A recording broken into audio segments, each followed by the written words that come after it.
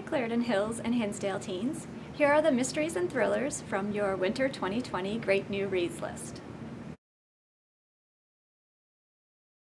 A creepy old house with mysterious locked rooms, a beautiful but haunting garden, and unexplainable tension hanging in the air.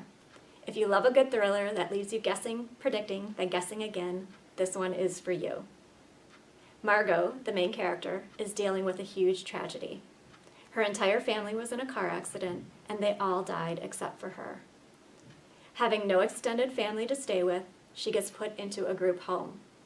And just after a couple weeks of staying there, a mysterious rich family wants to adopt her. They live on an enormous, isolated family estate.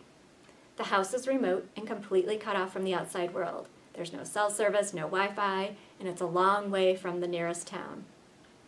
Margot starts to sense that things are not as they seem with her new family. The author is very skillful in creating an unsettling, foreboding, and claustrophobic atmosphere.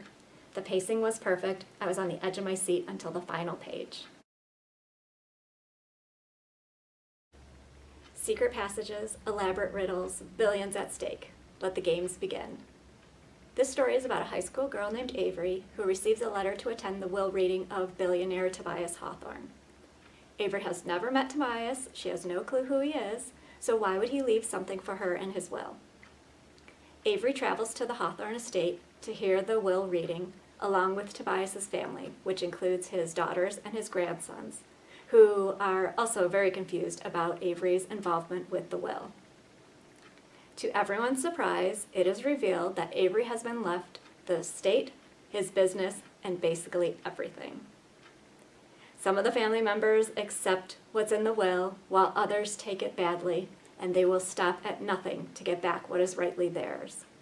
This is a real page-turner which will keep you hooked right from the very beginning.